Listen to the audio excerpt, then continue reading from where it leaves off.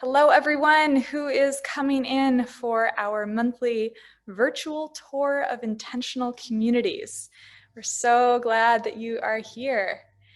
And I'm especially excited for this month to have a little bit more of an international meeting of intentional communities.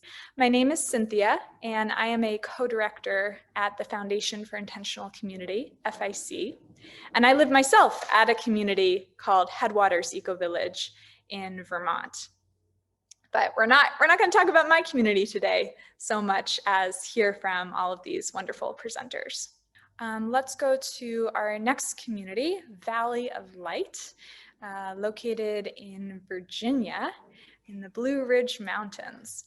And we have Michael and Laura here to present about Valley of Light. So glad to have you both with us, and take it away. Hello, good afternoon, good morning, wherever you are. Thank you so much for joining us today. My name is Michael, and I'm coming to you from sunny Gainesville, Florida, although I am coming as a representative of the Valley of Light in Independence, Virginia.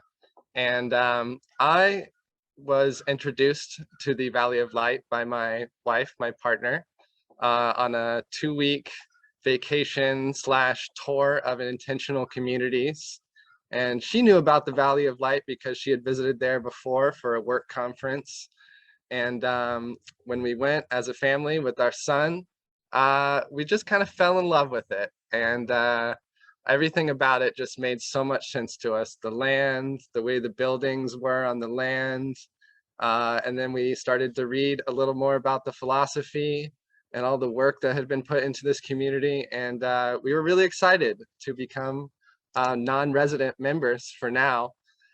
So the Valley of Light is on the New River Valley and the Virginia Highlands. It's on the ancient New River.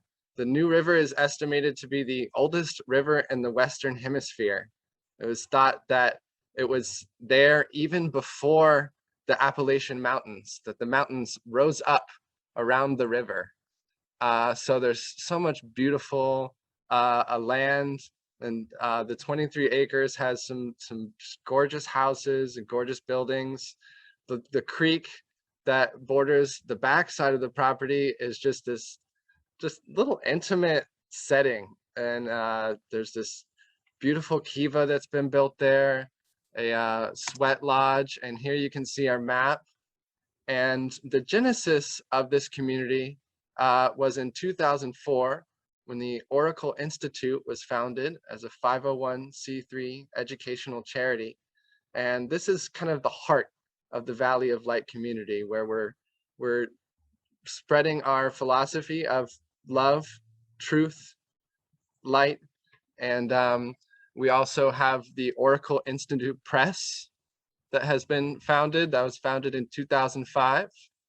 And there's been many wonderful award-winning books that have come out through that press. In 2007, this land was purchased, and immediately it was threatened by just across the New River. There was also a plan to build a private prison and to basically take over the valley with this project. And the community fought that project and was successful in having that relocated somewhere else, a more appropriate location for that project. And the staff of the Oracle Institute visited the Damanhur, Italy project, where they received some profound inspiration for the guidance of the future of the project. And they would visit there again later. And in 2009, Laura, the founder, received a vision for the Peace Pentagon, a 5-sided building dedicated to building peace in the world. And here you can see the Peace Pentagon. It's an amazing building. You can read a little bit about it there. And in 2011, the Oracle Institute prevailed in a First Amendment lawsuit to build the Peace Pentagon. There were challenges to even, right from the very start, to build this very building. And in that same year, the designs were complete. In 2012, there was a groundbreaking on this building. And in 2015 was when the actual Valley of Light community was founded, with this Peace Pentagon and the Oracle Institute as its center, as its heart. And in 2016, a campground opened, welcoming guests to come and stay on the land to experience the project firsthand. In 2017, a peace pole and medicine wheel were built. In 2017, members attended the first Women's March supporting women's rights and the continuing evolution of human society toward a greater good, a greater balance. Here you can see some pictures of some retreats we've hosted, some gatherings, the colorful, multi-generational people who come and call the Valley of Light home, even if it's just for a weekend. In 2018, there was the Sweat Lodge was completed. In 2019, Laura was honored to host the members of the Damanhur community. After she had visited there and gained so much inspiration, they came and they visited. They saw all the loving work that had been done by this community. Here you can see the kiva and our labyrinth. This labyrinth is on top of the highest point on the property. It's really amazing. When you see it, at first, it looks like a giant turtle with this massive rock like its head. And on its back, they've built this wonderful labyrinth. And then you can see the peace pole medicine wheel there. We have gardens where we take care of chickens, goats. We're sustainably gardening. This is a multi-generational project.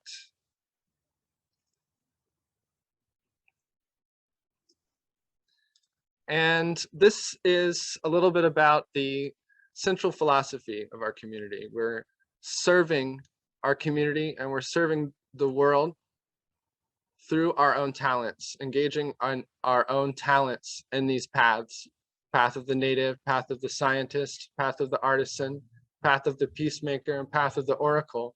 And there's a certain curriculum and a certain service mood that goes along with each of these paths. And we're receiving a mentorship from people who are already in the community. And I'm personally walking the path of the artisan, and I'm enjoying just understanding a little more about the history of art. And I'm looking forward to being involved with developing the inside of the Peace Pentagon. The outside of the Peace Pentagon is complete. It's about 40% complete, that project. The inside is just this beautiful shell just waiting for artists of all nationalities and all religions to come and just add their beautiful touch. And that's one of our calls out to the world: come serve. And eventually, when the community has developed and grown, we'd like to develop into a full 11 path. And this full spectrum community idea was developed with the leaders of our community and the futurist Barbara Marx Hubbard. She put a lot of thought and a lot of care into helping us organize and think, how can we really help guide society, guide humanity towards a greater good? And it's not going to be just by one path. It's going to be by a full spectrum approach, respecting all different views and all different ways that we can build and we can grow stronger. And there has been so much work that's been put into this community. That's something that has really impressed me about it and has encouraged me every step of the way. Our members have developed the founding documents of a constitution, the bylaws. There's a clear process by which one can become a member. And that's by engaging with us, visiting our community if you like, filling out an interest form, you know, telling us what really draws you to community, and getting to know us a little better. Personally, I'm a non-resident member. I live in Florida right now. The dream is to move up there and be living in community in Virginia. Uh, but I'm really satisfied being a non-resident member because I feel I'm getting the opportunity to serve like this. I'm the FIC ambassador. I like coming to these meetings and engaging and letting you know a little bit about our project. Um, and I'm looking forward to being more involved. I'm actually going up there for a couple weeks for a short vacation. I have a 2-year-old and he's not coming with me, so it'll be a vacation of sorts. So I've just completed the new member training, and the revolutionary agreements was really helpful to me. And there has been so much invested in this community. It really shows when you visit the property, when you meet with our members, when you read our website, when you see everything that we've done, you'll understand a little bit more about our mission. And our campus closed for some time during COVID, but the work continued. During that time, there was 3 cabins and a bathhouse built. Just beautiful rustic style cabins. They're rustic on the outside, but they're just elegant and totally finished out, like a complete beautiful house on the inside. And yeah, it's constantly evolving. It's constantly growing there. Coming up in the future, we have a men's retreat, and that'll be coming up in just a couple weeks. I'll put the link for that in the chat. That'll be our first men's retreat, gathering men together to connect to a deeper meaning of masculinity, finding a path for this energy that has been misguided in the world, and coming together, seeking ideas and how we can harmonize with that energy. And my partner and I will be hosting some retreats next year, a couples yoga retreat. So that'll be on our website, and I'll share a little bit about that. And Laura, the founder and the chief oracle of this project, is here with us on the presentation. And if she'd like to share anything else, I'll welcome her to share. And if there's any questions, I'll open it up for questions. Thank you so much for listening. Well, I just want to thank Michael for the presentation.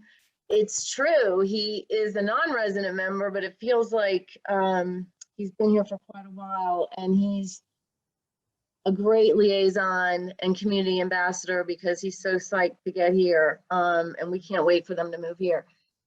We started this community after we started building the campus and realized that we wanted to live with like-minded people who share a desire to be of service in the world and who have done their work. I'm going to say that one more time, done their work, because we're really looking for people who are ready to rock and roll, understand the profound and unprecedented challenges that are facing us collectively, and who want to build a better world. So we're still seeking founding members.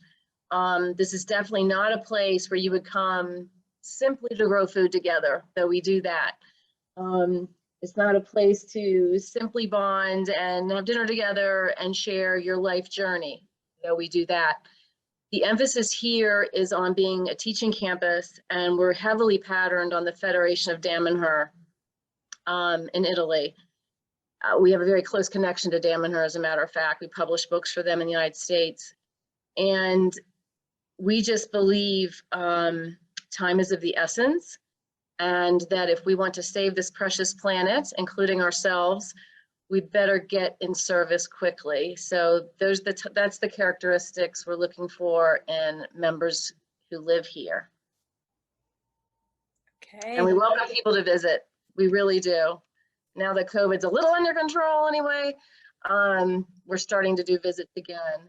So please, if you're interested, get in contact with us. Wonderful. Yes, thank you both so much. Michael, that was a great presentation. And the photo, I'm just seeing it behind you, Laura, this photo of the Peace Pentagon. It looks beautiful. Really, really amazing work. Gorgeous building. Yeah, the property really is stunning. I mean, we're right on our southern boundary is the New River, and then there's a creek that is our northern and our western boundary. So water, water, water, which is, I think we all know, is going to become one of the most, if not the most valuable asset in the future. So we're in a very ideal location for climate change. I'm looking and I'm seeing that we do have some questions coming in. So we have a few in the Q&A box, and encourage more questions if you have them. I'm going to read one that I see in the Q&A box out loud. I feel so excited to hear about your community. I would imagine many people would be very drawn to your creation. Can you say more regarding your membership process, especially if we are very interested in making a connection with you?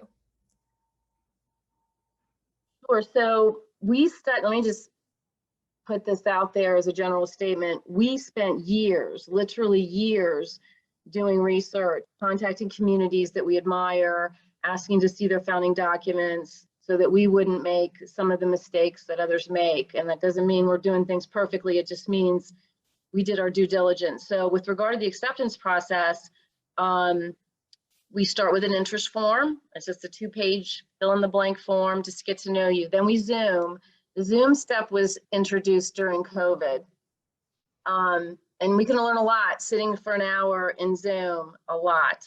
And then we do a Valley of Light visit, we call it. That's a 2 to 3 day visit. And then if everybody's thumbs up, we invite the person to become a trial member. We start with a 3-month trial membership. And then if everything's good after 3 months, we expand it for 9 months. So it's a full year. And that's for resident members. The process for non-resident members is much simpler. But we've learned that it takes about a year to get to know one another and ensure that, you know, everybody's sharing the same vision, because that's the key, is sharing the same vision. But yeah, in a nutshell, that's the process. Great. Yeah, thank you for explaining that. And it's great to hear that you've been drawing from different intentional communities, and it's a really great strategy to learn as much you can from what already exists. And yeah, and that multi-step process, folks, is somewhat typical of many communities. You know, never just go and show up and think that you'll be able to join right away. Most communities have some structure to make sure it's a good fit on both sides. Okay. All right, so that was that question. And are there any other questions out there for Valley of Light? I see Mary, you have your hand up, so thank you for doing that. I'm going to allow you to speak and ask your question. Okay, I meant to hit the comment box, but I just wanted to say that I'm going to start crying. I'm sorry. I live in Idaho. It's a very difficult state to live in. And I've spent my whole life in service, starting grassroots. We've been fighting for things. But what you described and how you live is what I have been, sorry. It's what I've been longing for my whole life. Luckily, I had a father who understood nature like nobody else did. He was way ahead of his time. So he would, we cleaned up a lot of campgrounds. We did a lot of hiking. He explained how animals live. Unfortunately, he hunted, but whatever. So it was more of a comment than a question. It's just that I feel like you guys have touched my heart. And so thank you. Nice. Well, we're all, walking our talk, and, some of the paths are more introspective than others. Typically, like the path of the native, those are the people who take care of our animals and our bees and that kind of stuff. But we're intending to be out in the world. So like the path of the peacemaker, we do huge international conferences. We did a Building the New World conference last year. The Kogi visit, the people from Colombia, that was a United Nations partnered event. And we took them to Colorado and then San Francisco, and they opened up the Climate Action Summit. So that full spectrum approach we really believe is important, because obviously everyone has their own passion and personality. So the common denominator, though, is wanting to be of service and helping to build the new world. That's the common denominator for everyone in our community. Thank you, Mary, for that sharing. Even if it wasn't intentional, it was really, really sweet and touching as well. So thank you. And Joan, I see you have your hand up, so you will be the last question. I'll let you go ahead and ask now. Yeah. Hi, and thank you so much, Laura and Michael. I'm really enjoying hearing about your community, and I have a question focused on COVID. I'm wondering, just as a community with, I would imagine maybe some variation in how people view COVID and how they make choices around, protecting their health and well-being. I just wonder how the community has dealt with that, and what you've found in working together in response to, a situation that is potentially life-threatening, and yeah. So we talk about it. We've had multiple discussions about it. And Michael and Melissa, have a 2-year-old. So that's the youngest member, so to speak. My mom is here, she's 80.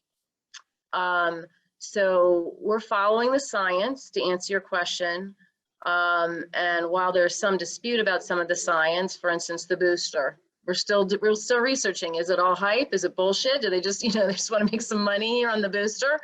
Or will we get the booster? I don't know yet. We're following the science. Michael, do you want to add anything? Because yeah, we've had serious debates on this issue. Yeah, I appreciate that the discussion has remained open, and that we're following the science, and that we're clearly communicating our expectations to members and to people who are visiting. I think we're all learning in a way.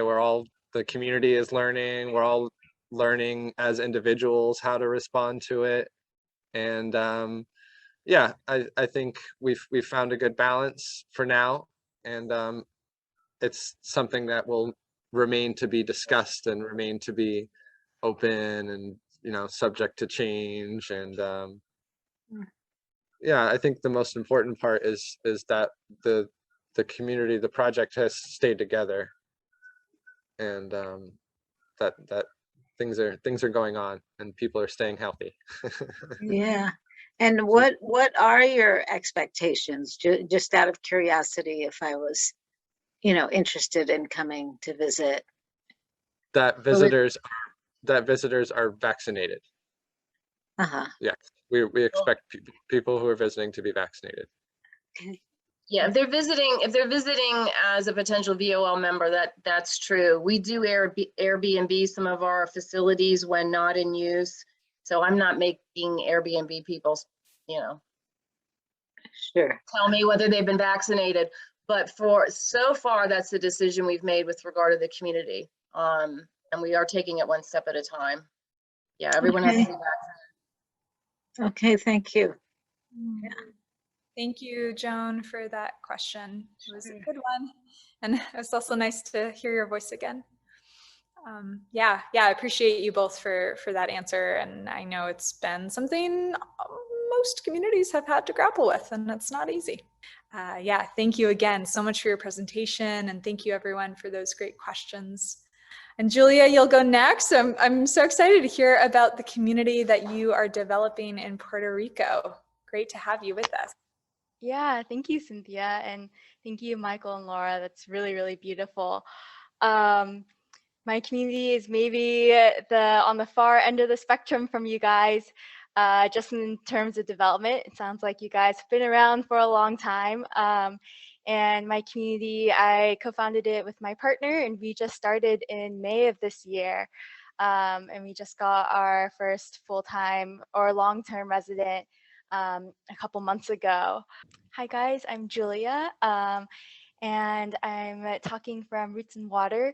And here Sam and I have really started this because we wanted to design a life that helps us become the best version of ourselves, focusing on these three parts: spirituality, health, creativity, and service.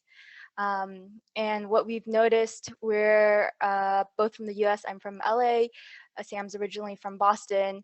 And even though we founded this only this year, it's been in the thoughts, it's been in the works for several years of how do we really design our physical surroundings and our community to support us to become better people. So this is our long-term residents for now, 3 humans and 1 dog. That's Walker, our first long-term resident, and Clifford, who just showed up on our doorstep one day, and he's been adopted in. And other than us 4, we've also had the wonderful joy of hosting lots of short-term residents so far as well. We've had several work traders come and help me with the farm for a month at a time. We've had several digital nomads come and stay for a couple weeks. We've had people come and visit for just a meal or for a weekend or for a retreat. And I'll go more into retreats later. We are looking to grow right now to about 6 to 8 long-term residents. And I'll also go into that process later at the end. But yeah, we are in Sam and I like to say paradise. We get to wake up in paradise. We're on the west coast of Puerto Rico, very tropical. We're in this beautiful valley where, if you can see my mouse, down over here is a river, and up over here on this hill is we also own. So our plot of land is 50 acres, and we have about 1 acre of that to be structures and gardens and other areas that we cultivate. But one of our big values is connecting to nature and listening to nature. So we're trying to keep the rest of the 50 acres, 49 acres, really just the beautiful, super healthy forest that it is. We have walking trails through it that we maintain by hand with a machete. So yeah, trying to keep things really natural and just giving us that space for someone to go off on our afternoon walk and meander through the forest and forest bathe. This is a photo from the top of a hill, and you can see the beach right there. We're about a 15-minute drive from the west coast. There's a beautiful beach, also a 15-minute drive from town, which is super convenient. There's like a Home Depot right there and other just, other town conveniences. But we're in this valley that's really just like overlooked and overpassed. And so it's a nice little secret tucked away area. Here are a couple photos of our trails that I mentioned. Right now we have about 3 miles of it just going through our land, and we want to try to cut a couple more miles through. This is a river that borders one of our one side of our land. And if you hike up the river, you get to this waterfall, which is, I don't know, maybe 25 feet tall, and there's lots of little swimming holes along the way. And yeah, we're just always out there in nature, getting dirty, and really absorbing that.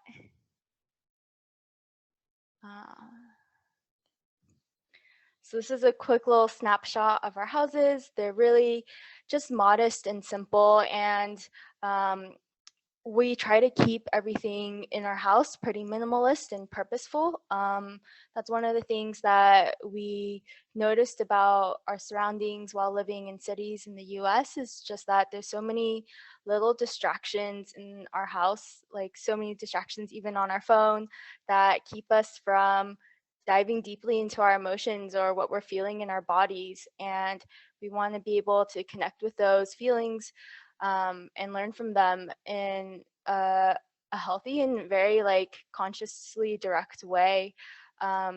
So yeah, just trying to keep the buildings part pretty simple and keeping the land around it as fertile as possible. We do have this giant outdoor terrace, which is wonderful, where we host yoga classes and we eat out there every day. Here's a quick snapshot of the insides of our house. Another big value for us is a healthy lifestyle for our physical bodies. So that means like going to sleep and getting up with the sun. It means foraging food. About almost all of our greens now we get from the land, and almost none of it we've planted. It's just a wild, beautiful, like I said, super healthy forest full of lots of food. And we've been doing a lot of self-education on like weeds that are edible and how to cook them, and fruits that are growing here, and how to care for them, and just learning about like consensual foraging, which is just a fancy term to say to like smart foraging, making sure that we're giving as much as we're taking.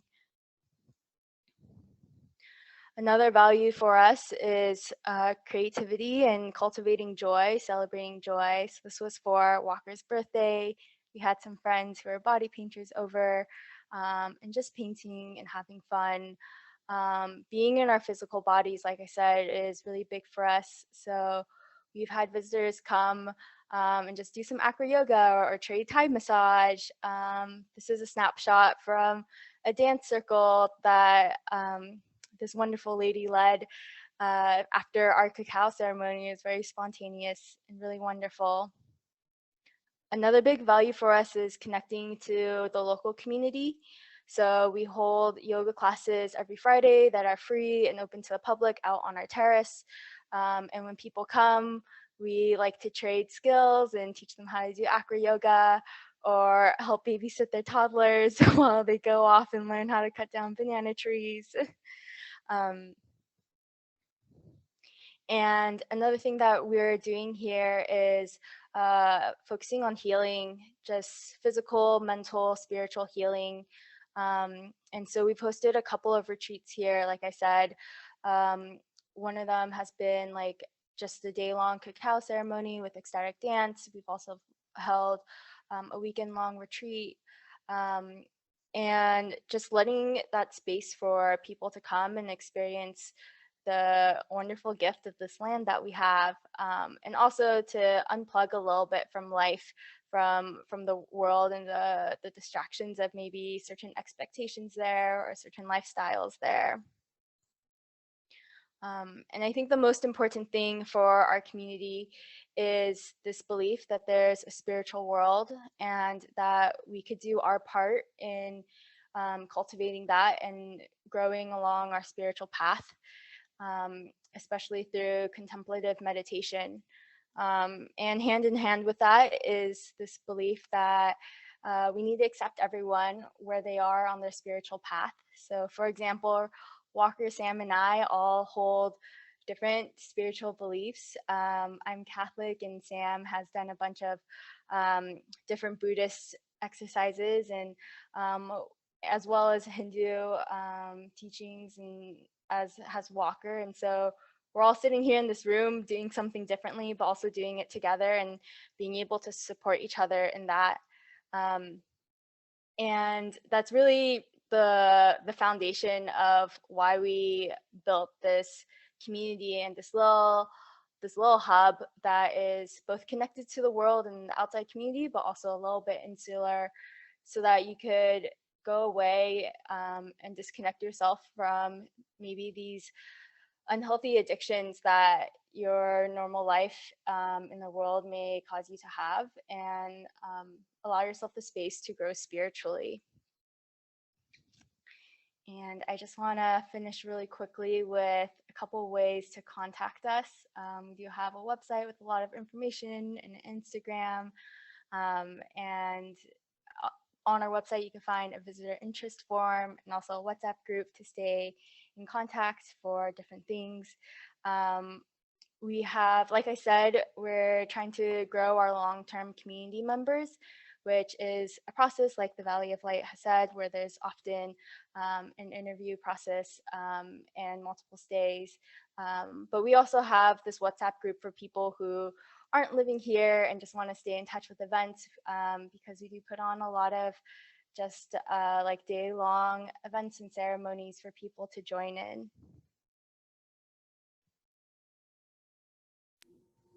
Oh, wow. Thank you so much, Julia.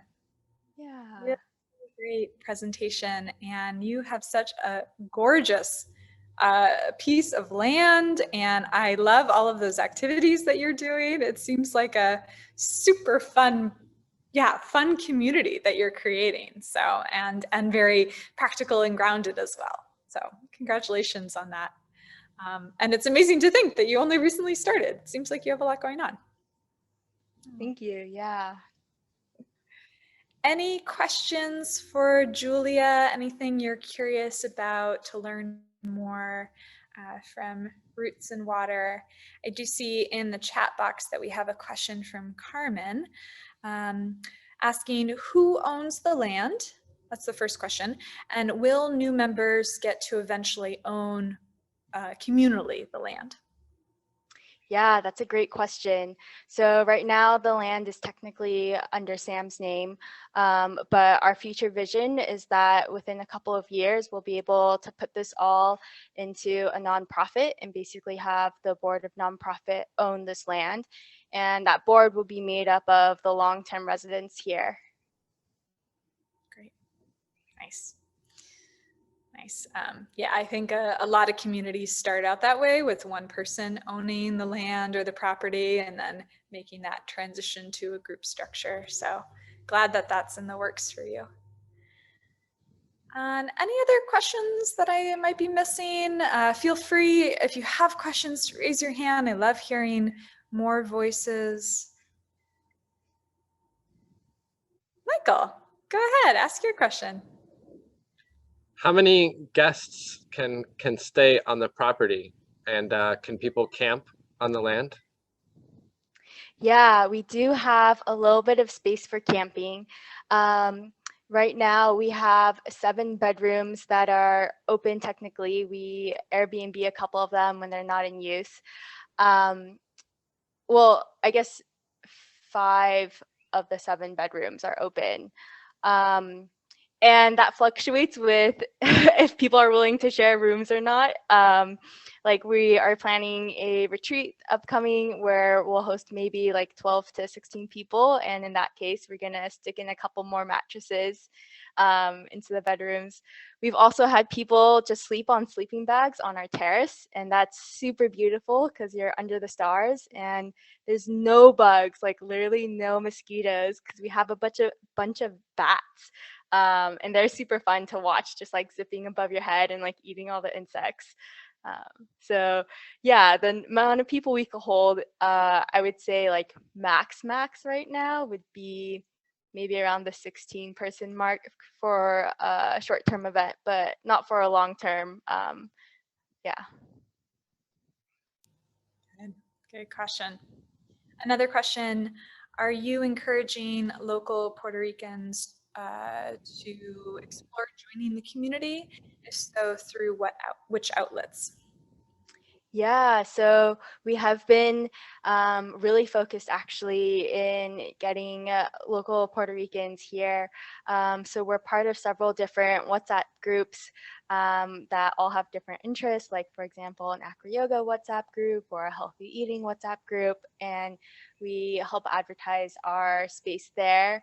And just also a lot of our friends here are local Puerto Ricans born and raised here. So word of mouth. Nice. Good. And I think this might be the last question for you. Angela says, wow, so inspiring. Can you say more regarding your financial agreements, housing? I know you're still developing, but if you have anything in place regarding those kind of more details, the financial piece and the housing. Yeah, for sure. So our website has prices right now for shorter term stays, and we've decided to just negotiate basically a rent for long-term residents on a case-by-case basis since we're so small and new and we're starting to do that. And for example, Sam, Walker, and I are all technically here on work trade. So we make sure we put in a certain number of hours here, and we get a little bit of revenue from our Airbnb, as well as some, we actually have a lot more than 7 bedrooms. We have several different buildings on this land, and those other buildings are rented out to year-long just local renters. So we have a lot of like students from the local university renting out from us, and that's just like a stable base of income that helps us keep the farm running and pay for maintenance and things like that. And yeah, so we also don't want like financial needs to be a real blocker for people who join. So it's, yeah, just figuring out like what's a reasonable rent to be asked of this person, and also if there's other ways that they could help out. Okay, great. Yeah, I'm noticing some parallels between Roots and Water and Valley of Light with the Airbnb and yeah, having these programs that you're offering to the public. So yeah, really interesting. Beautiful. Okay, thank you, Julia. I'm curious to follow along your story and see how your community flourishes. And now we're gonna return to Jesse. Fingers crossed. Fingers crossed. I don't think my webcam on this computer works. I had to switch to this computer. It has a faster internet connection. I'm not in my office, so I apologize for all the technical difficulties. We're talking about being little red hens, people who are self-reliant, who work hard, who are interested in making a lifestyle for themselves on a homesteading ranch. We call it Riverbed Ranch. Actually, that was the name of the 1,245 acre farm before we purchased it. And what we're offering is people to get away from chemical-based farming and create the homestead of their dreams according to what they want. The Utah OSR Land Co-op is a nonprofit land development company, essentially. And we've found this 1,245 acres. We're organized according to the Utah Code for Agricultural Cooperatives. And our focus is on production of food for individual families and as I mentioned, creating the homestead of their dreams. There's no deep-pocketed investor who's making a killing off this. It is literally a cooperative. So everybody participates. By joining the co-op, you get 2 acres on our Riverbed Ranch. We are literally out in the middle of nowhere in Utah. So we're between, on the right is Utah Lake, which is part of the Salt Lake, Provo metropolitan area. And then we're between that and the Nevada border. If you Google Utah OSR Land Co-op, you can click on the map and see where we're located. We've got Keg Mountain on the bottom and the Simpson Mountains on the right. And we're this beautiful little, well, it's not near as beautiful as Julia's place there in Puerto Rico, but when it rains, it's beautiful. It's on the county line to the north and roughly runs 3 miles to the south. We're surrounded completely by federal land and state land. We're about 2 square miles, which other communities in our state, you can see their populations there. We expect to come in around 900 to 1,000 people when we're done, and that'll make us the 3rd or 4th largest town in our county. This is Philip Gleason on the left, 2 of our Little Red Hen shareholders signing the papers for the property. If you log into Juab County's land records, you can see that we are the landowner for the 9 different parcels. We have about, I know this isn't important in the eastern US, but in the West, water rights are very significant. And we have rights to almost 1 billion gallons of water a year. This is this one of our wells that we've refurbished. There were 5 existing wells on the property. And then we have divided up our water rights to all the 250 lots available on the ranch. Let's see, so here's our map. Took us a year to get this all laid out. Let's see, I don't remember what I'm talking about here. Oh, okay, so we have 500 acres that can be used by individual shareholders, groups of shareholders, or the entire co-op to produce jobs, agricultural products, and income for the co-op. This building was there. We're remodeling it, turning it into a welcome center. This is actually an old picture. It looks a lot nicer than that now, but it'll be well, it is a meeting hall. It'll have a kitchenette. This building was also there. It's a large workshop. And in the back of the building, we've retrofitted it with solar power, and this system powers the entire welcome center and the shop. And in the back of the shop was a biodiesel fuel generation system that we discovered. And so we'll eventually be able to create biofuels, so we'll be independent of gasoline, thank goodness. This is one of 3 irrigation ponds on the property. We're going to turn all 3 into parks. So we'll have walking paths, trees, bushes, benches, and if you ever need to go somewhere and sit down and be at peace and get your Zen on, this would be the place to come do that. We'll eventually fill these ponds and have fish or whatever.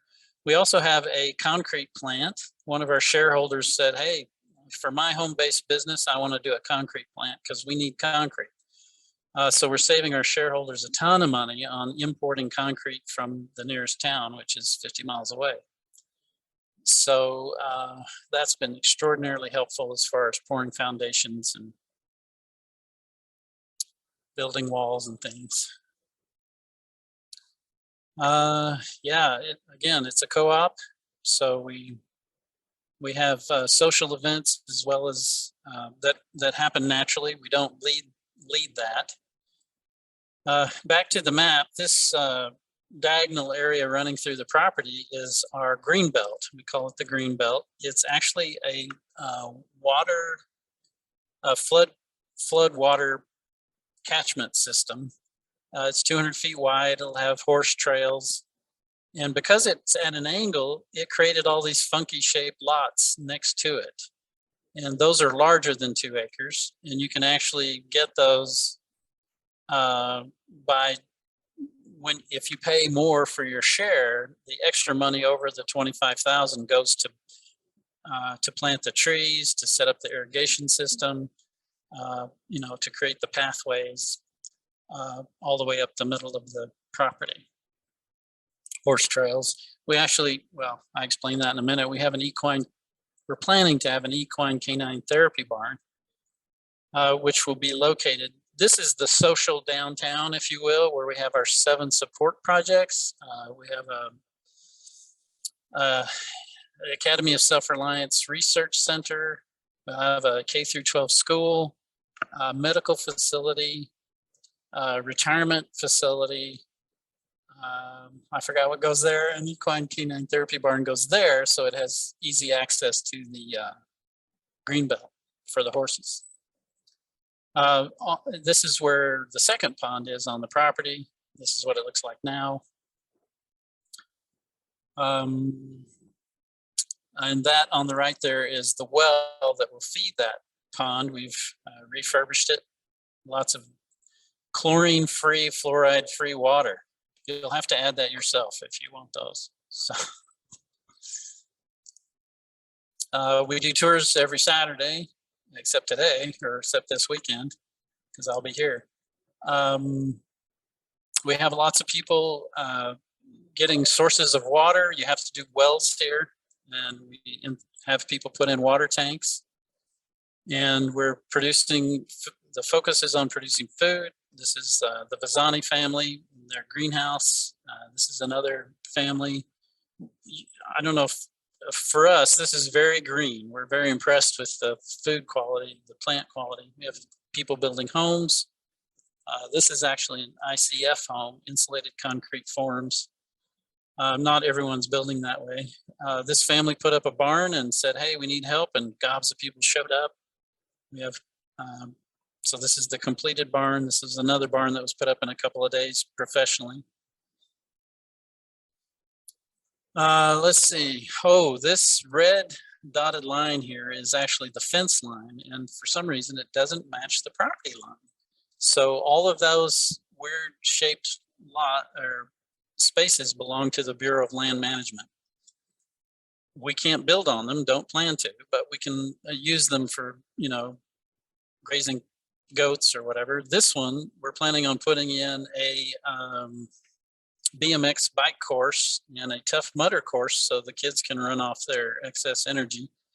The Academy of Self-Reliance campus will have a, what is this called?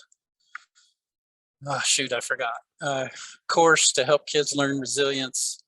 And then these other spaces will be used by members of the co-op and the co-op itself for whatever purposes they can use them for. This is the southernmost well there at the bottom. And this entire area was built up as a dike to prevent flooding from the south 75 years ago. They had a flood. And this is a shot of the dike and the associated irrigation pond. We refurbished that well, so we'll eventually be, and that's the well that will provide the water for the entire green belt. Okay, I think we're getting towards the end here. We're gonna go up, yep, sure enough. We're gonna go up to this area right here is set aside as an RV park. We're building an RV park there now. We've put in the first septic system, and we've actually had two people park their RVs there for a few days, and they both joined the co-op. The plan is to have this RV park support families of shareholders, the shareholders themselves while they're building their homes. And it's very similar to Grano Parcon in Peru, where they have become a destination point, even though it's an agricultural co-op. And we have that RV park, so eventually we can have guests come from wherever to see the success that we're enjoying. So that's the end of our tour. And if you want to get away from traditional chemical-based agriculture and want to produce the homestead of your dreams, we hope that we can offer that for everyone. There's some actual shareholders. They went and had an event at the lake. And if you want to learn more about us, riverbed-ranch.com/IC, capital I, capital C.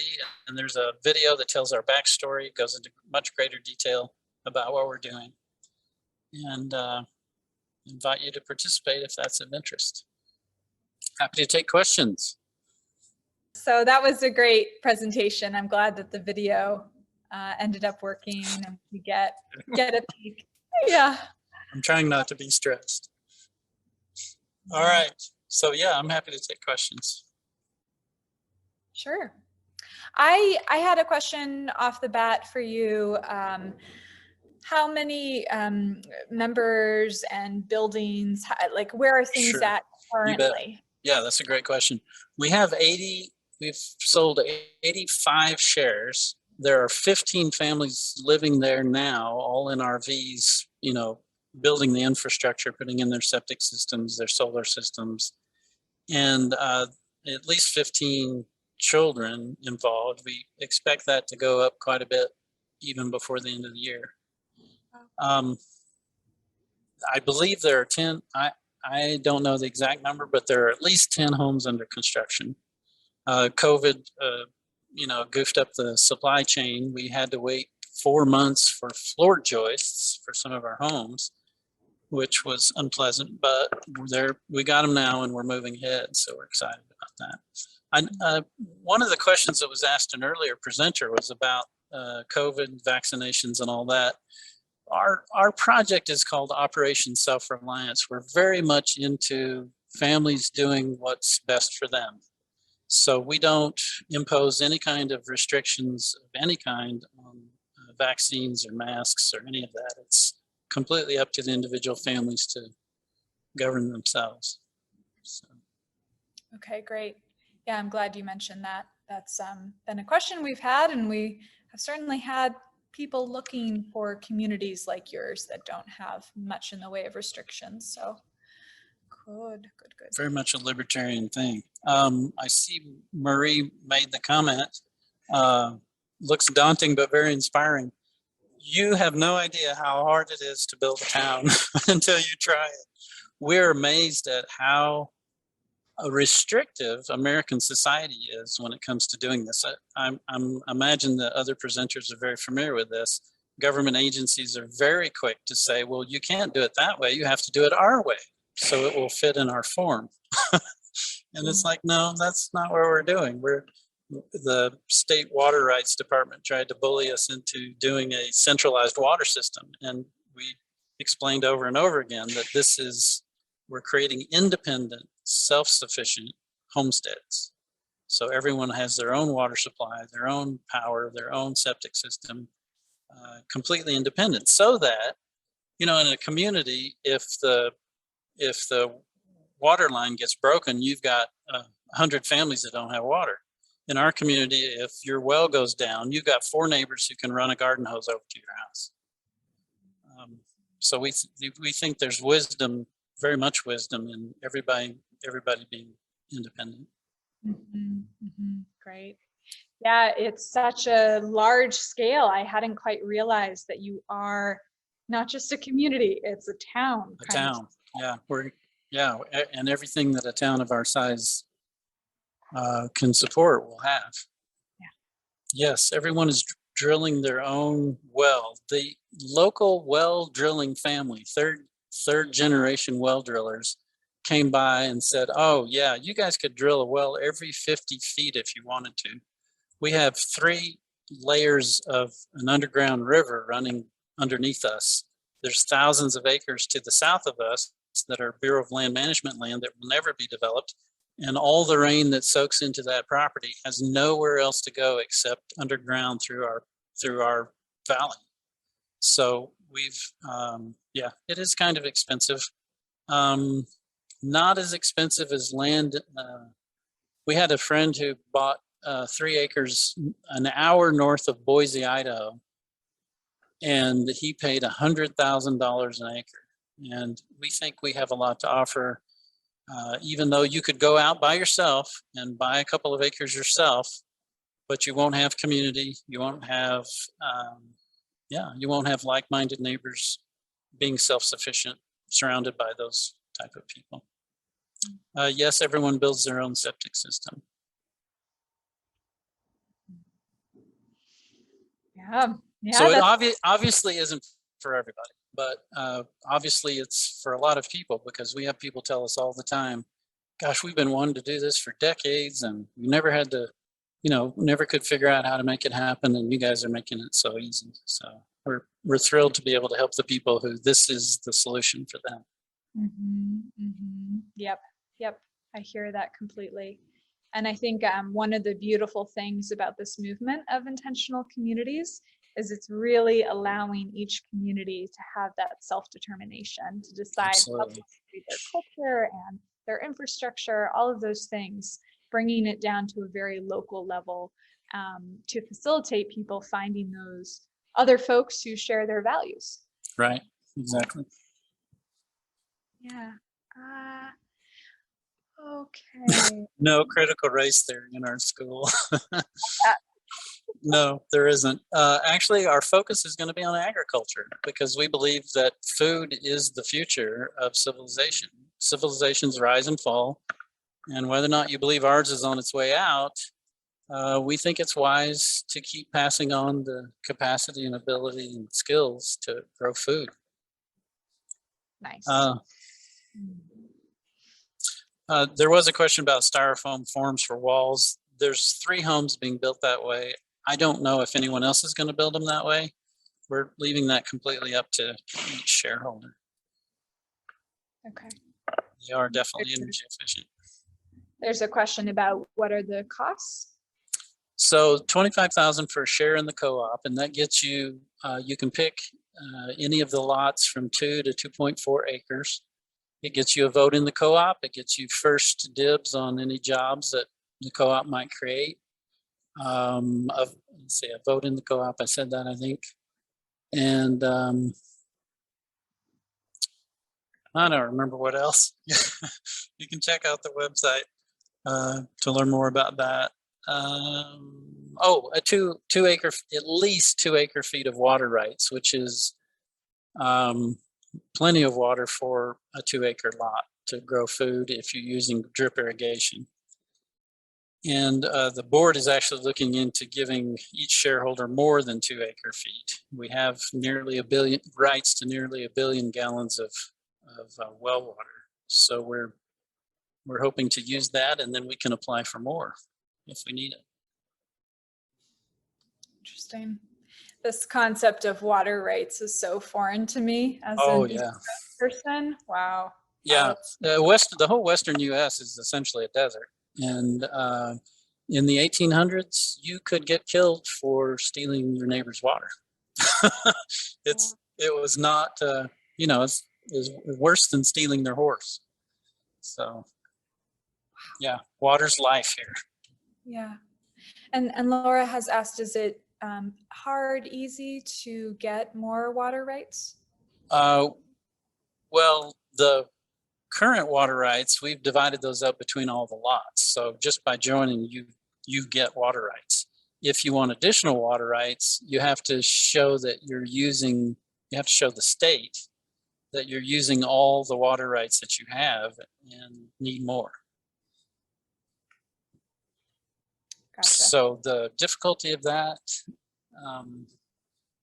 I don't think it would be difficult at all once you show them, your operation and what you're doing and how much water you're using.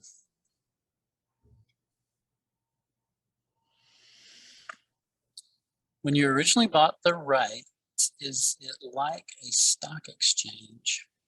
Laura, would you unmute and share since you're yeah, here, I don't understand the question really. Well, I'm curious because I almost bought in Utah. I almost did this project in Utah. Oh, cool. And I was given an exceedingly chilly reception when they learned I was not Mormon. And when I asked about water rights, they said, quote, this is the realtor, this is a direct quote, "You don't have blonde hair and blue eyes and you're not Mormon. No one's going to sell you water rights," end quote. So that's why I'm asking how hard or easy it is to get water rights. Well, there's two halves of our state. The eastern half supplies water to Los Angeles, and it is impossible to get new water rights on the eastern half of the state. And so the farmers will not sell you water rights, no matter who you are, because they want to hang on to them. We tried to build in the eastern side of Utah, and we could find land, but you simply could not get enough water rights to build a town. So west of the Wasatch Front, west of the west half of Utah, is not on that agreement to provide water to LA. So we've got our own aquifer, essentially, underground river that we're drawing from, and the state has said, yeah, you guys can have more water rights if you need them. Okay, thank you. Yeah. Thank you. I was curious. Yeah. And no, you don't have to be Mormon to join our co-op. In fact, we don't ask people what religion they are. We don't care. We've got a guy from India. I assume he's, shoot, lost it. Family from Argentina. I assume they're Catholic. Don't know, don't care. We're an agricultural co-op. Welcome anybody who wants to live the lifestyle. Great. And Jesse, just one last question for you. Do you have any community agreements in place? Like yes. ways in, yeah, go ahead. So we have, well, it's organized as a nonprofit co-op under Title III of the Utah Code. We have bylaws, and then each shareholder who joins signs a shareholder agreement. And just like housing co-ops in, Chicago and New York, when you purchase a share, you own part of everything, all the assets. And then you're given exclusive rights to your apartment. We're doing the exact same thing, but with farmland. So the shareholder agreement says that you get exclusive rights to whichever lot you pick, and then that you can make any improvements you want and you can sell it at market value. The only restriction on selling your lot is that it's got to be to somebody who wants to live the lifestyle and not to some investor, drug dealer, or child molester. So we're trying to make a safe community for families. Mm-hmm. Great. Okay, Jesse, thank you so much again for You bet. your community. Thanks for having me. Sorry about all the technical difficulties. Yeah, it happens. Good. Okay, so we're coming into the final 10 minutes of our time together. And I think this has been fascinating because all of you are in the formation stages, various formation stages of your communities. And I noticed even as each of you are presenting, like other ones were nodding or like thinking about that. Oh yeah, we had to decide about that. Maybe we're still deciding. And I'm imagining we have people in the audience who are also maybe contemplating starting a community, maybe themselves in some formation stage. So I wonder if we could have a short go around to hear from each of you. Any advice you have for fellow community founders out there? Anything you wish you had known before you got involved in this process? And whoever wants to go first can just unmute and share. And we'll go from there. It's okay to take a moment to think about it too. I'm glad I didn't know how hard it would be. I would have had the courage to do it. That's what I'm going to say. I mean, I'm glad we've done it, but where we are, the challenges were many because the local community started off hostile. So even though I picked the perfect place in terms of location, in my view, the whole prison fight got us off on the wrong foot with the locals, and it was a challenge. It was illegal. I would say you need to have a lawyer, you need to have an accountant, you need to have people with the skill sets necessary to start something if you want to do something beyond just a small community like what Jesse's doing or what we're doing. I think you need professional assistance. Mm-hmm, mm-hmm. Yep, that's good advice. That's real. Yeah, I want to second that on having an attorney or at least lawyer friends to help you understand what is possible and legal or not. Even just like within our small community, there's so many different laws around like how you can rent to people and what that looks like and how that's going to affect your like founding documents and things like that. Which brings me to a second point. I really like how Michael and Laura have emphasized like how much years of thoughts they put into their founding documents. I think it's really important to do research and read and learn from other communities. And Michael, I'm going to send you an email too and see if you could, if you're open and willing to share some of your documents with me, because I would love to learn from you guys as well. We have everyone who comes here read the Bible of Community, Creating a Life Together, Diana Leaf Christian. We feel like that's mandatory reading. People need to really understand what they're getting into, and it's so awesome that FIC is doing classes now on these topics because we get a lot of people who've never lived in community, and I hadn't either. So they really don't quite yet understand what they're signing up for in most cases, we've learned. So yeah, it's a totally different experience living in community. It's almost like marrying people if you're completely dedicated to building something novel and purpose-driven. Exactly. Yeah, I think that's one of the reasons why we're doing the Becoming a Communitarian course, to help people prepare for their own sake, but also for the sake of the communities that are receiving them, so that they can have an easier time integrating and helping to foster the development of that community. And yeah, Jesse, Michael, what are your thoughts on this? Which part? I definitely recommend the attorney thing. We hired a retired co-op attorney, Brandon. Shoot, what was his name? And he's set up several hundred co-ops in the United States and Canada, and he was extraordinarily helpful. And we would definitely recommend doing it as far as setting up your bylaws and incorporating. I saw somebody had a question about processes for conflict resolution. In our situation, we are setting up a conflict resolution team, basically, and highly encouraging when there is conflict that people sit down together instead of bad mouthing each other. Sit down together and resolve it through the conflict resolution. The Creating a Life Together book is amazing. I wish my co-founder would have read that. I highly recommend it. I think it's a great book. We have a conflict resolution process.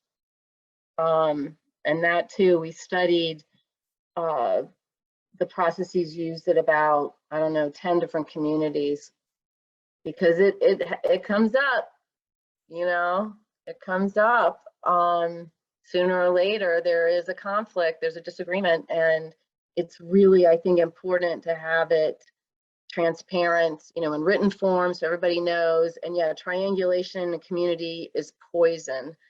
So step one in we call it the clearing process. Step one is it's one-on-one. You get an issue with somebody, you talk with them directly, and then it escalates from there in terms of assistance.